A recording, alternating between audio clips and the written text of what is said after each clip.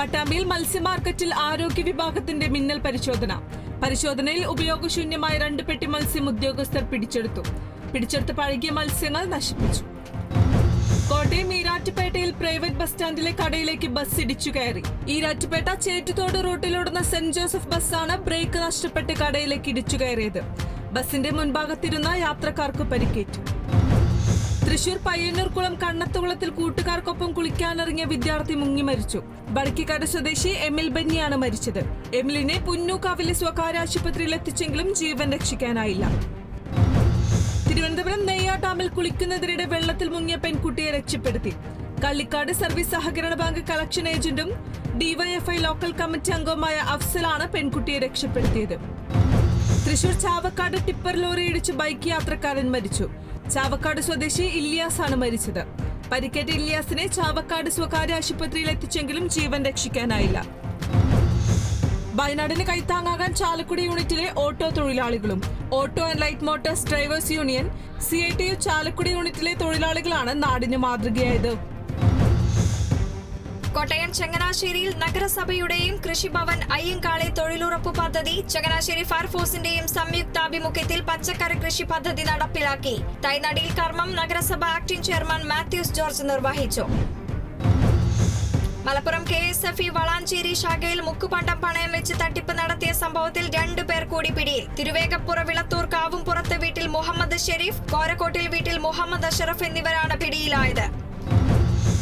സംഗീത സംവിധായകൻ വിദ്യാധരൻ മാസ്റ്റർ അനുമോദിച്ച് Thrissur Ashwini staff welfare society. Vidyadharan master ഉദ്ഘാടനം നിർവഹിച്ച ചടങ്ങിൽ doctor AC Velayudhan, managing director KK Sugathan, vice chairman MU Unnikrishnan എന്നിവർ പങ്കെടുത്തു. കേരള ഗാന്ധി K കേളപ്പന്റെ 135ാമത് ജന്മദിനത്തിൽ വിപുലമായ പരിപാടികളുമായി സർവോദയ പ്രസ്ഥാനവും കസ്തൂർബ ട്രസ്റ്റും. നെടുപുഴ കസ്തൂർബ ലൈബ്രറി ഹാളിൽ നടന്ന ജന്മദിന സമ്മേളനത്തിൽ സർവമത പ്രാർത്ഥനയും പുഷ്പാർച്ചനയും നടന്നു.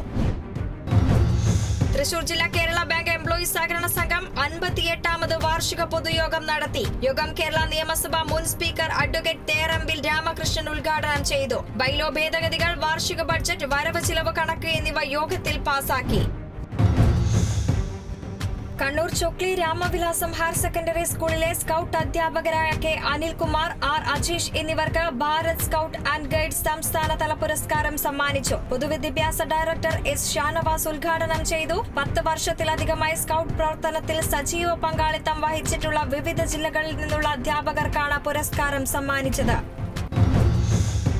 കോട്ടയം മള്ളിയൂർ മഹാഗണപതി ക്ഷേത്രത്തിൽ ദർശനം നടത്തി വെസ്റ്റ് ബംഗാൾ ഗവർണർ CV ആനന്ദ ബോസ്. ഗവർണർക്ക് വാദ്യമേളങ്ങളുടെ അകമ്പടിയോടെ ക്ഷേത്ര ഭാരവാഹികൾ സ്വീകരണം നൽകി.